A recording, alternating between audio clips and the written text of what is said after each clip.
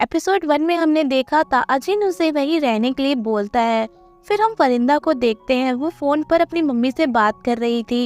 वो उनसे बोलती है कि मैं अपनी पढ़ाई के लिए कुछ दिनों के लिए अपनी फ्रेंड के घर पर ही रहूंगी। फिर फरिंदा घर के अंदर आ जाती है, जहाँ वो अजीन को शर्टलेस देखती है और चिल्ला देती है। तो अजीन कहता है कि क्या हुआ, क्या तुमने कभी हाफ नेक बॉय को नहीं देखा? फरिंदा कहती है तुम शर्टलेस क्यों हो? जिस पर अजीन कहता है ये मेरा घर है, मैं जो चाहूँ कर सकता हूँ।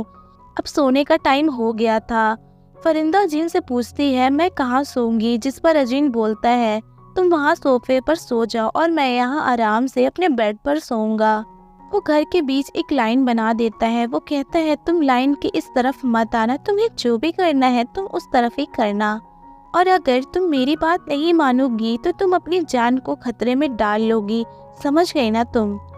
फिर अजीन सो जाता है। फरिंदा दूसरे रूम में जाकर बुक्स पढ़ने लगती है। पढ़ते पढ़ते वो वहीं सो जाती है। नेक्स्ट मॉर्निंग फरिंदा अजीन को सोफे पर नहीं दिखती, तो वो उसको इधर उधर ढूंढने लगता है। वो देखता है फरिंदा बुक्स पढ़ते पढ़ते वहीं सो गई है। फिर वो फरिंदा को उठाता है और दोनों रेडी होकर स्कूल के लिए निकल जाते हैं। अजीन बाइक बहुत तेज चला रहा होता है। फिर वो बाइक स्कूल से कुछ दूर पर रोक देता है। फरिंदा उससे बोलती है तुमने बाइक यहाँ क्यों रोकी? तो वो कहता है कि तुम चाहती हो कि तुम्हारी फ्रेंड्स हमें साथ में देखें। इस पर फरिंदा ओके बोलकर वहाँ से जाने लगती है। तो अजीन उसका हाथ पकड़कर अपनी तरफ खींचता है और उसे एक पेंडेंट पहनाता है जो फरिंदा को प्रोटेक्ट करेगा। वो फरिंदा के बहुत क्लोज था, जिससे क्लास की कुछ लड़कियां देख लेती हैं और फोटो ले लेती हैं। फिर वो लड़कियां क्लास में फरिंदा से पूछने लगती हैं तुम्हारे और सर के बीच क्या चल रहा है, और अगर कुछ नहीं चल रहा है तो तुम लोग इतना क्लोज क्यों हो? खाउन कहती है इसे ग्रेड्स अच्छे चाहिए, इसलिए इसने सीधा टीचर को ही फंसा लिया। तभी वहाँ अजीन आ जाता है और कहता है मैं इसका अंकल हूँ। वो फरिंदा से कहता है तुम्हारे फोन पर तुम्हारी मम्मी का मैसेज आया है, उसे चेक कर लो। वो अपनी मम्मी का वॉइस नोट सुनती है। वो बोल रही थी फरिंदा तुम्हारे अजीन अंकल वहाँ नए हैं, इसलिए तुम उनका ध्यान रखना।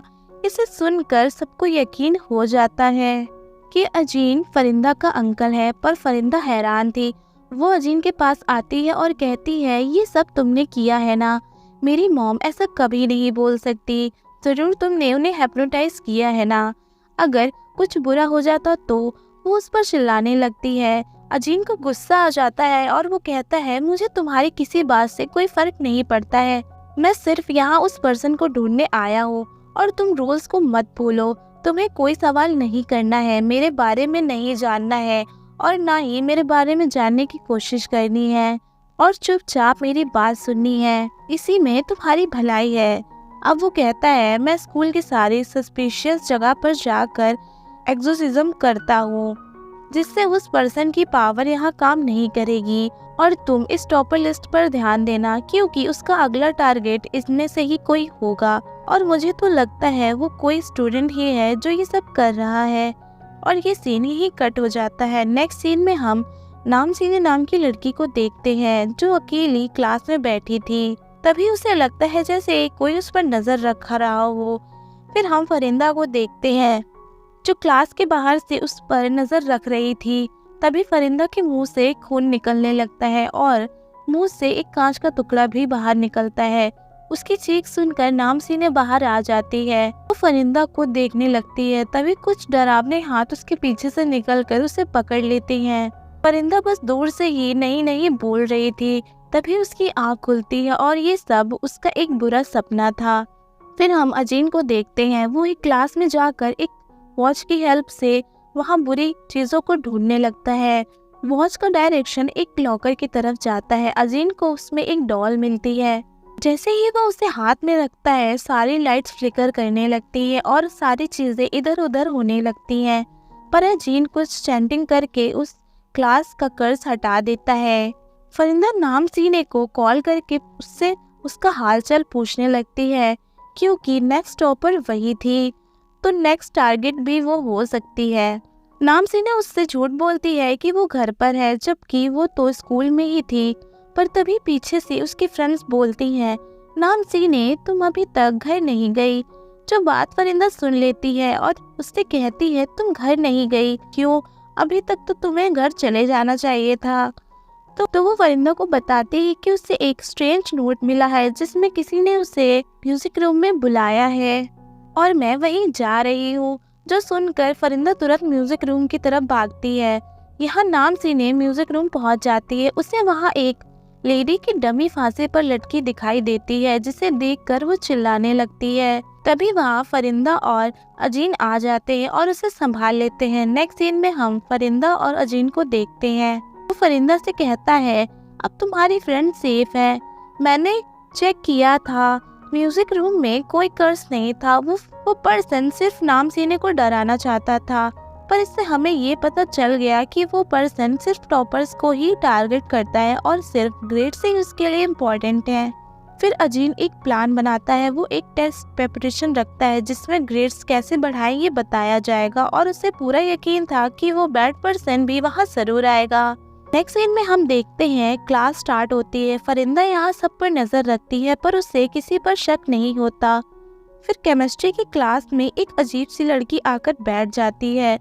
फरिंदा को उस पर शक होता है क्योंकि वो आर्ट्स की स्टूडेंट थी, तो वो साइंस की केमिस्ट्री क्लास में क्या कर रही थी। फरिंदा मैसेज कर अजीन को बताती है। अजीन उससे कहता है, तुम पीछे मत देखना, वो तुम्हें ही घूर रही है। फिर वो लड़की उठकर वॉशरूम चली जाती है। फरिंदा भी उसके पीछे पीछे जाती है।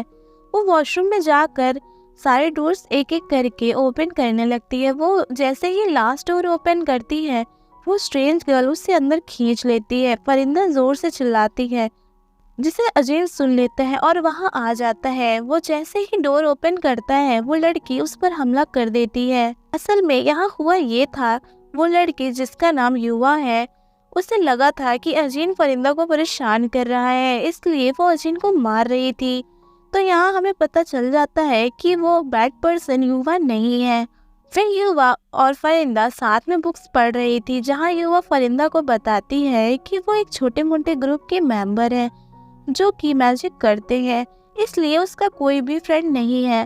बट वो अब बहुत खुश थी क्योंकि फरिंदा उसकी फ्रेंड थी। दूसरी तरफ अजीन ऑडिटोरियम में की तरफ जाता है, जहाँ उसे वही सिंबल दिखता है जो कि उस मिरर के टुकड़े पर था। वो स्कूल के मैप पर उस सिंबल के साथ मैच करने की कोशिश करता है और स्कूल की सारी जगहों को मिलाकर वही सिंबल बनता है और एक फॉरेस्ट की तरफ उस सिंबल का डायरेक्शन था। जिसके बाद अजीन उस फॉरेस्ट में आ जाता है। दूसरी तरफ हम युवा को देखते हैं, वो बात करते करते प्रोसेस होने लगती है और क्लास में सारे बच्चों को वॉमिटिंग स्टार्ट हो जाती है, जिसके चलते क्लास डिसमिस हो जाती है। फरिंदा अपना लॉकेट युवा को पहना देती है, जिससे वो तो ठीक हो जाती है, बट फरिंदा को वॉमिटिंग होने लगती है। मौसम बहुत ज़्यादा ख़राब हो चुका था। अजीन चैंटिंग करके उस कर्ज को रोकने की कोशिश कर रहा था। फरिंदा को वही बैड पर्सन दिखाई देती है, तो वो उसका पीछा करने लगती है। वो अजीन को भी कॉल करके बताती है कि वो उस बैड पर्सन का पीछा कर रही है।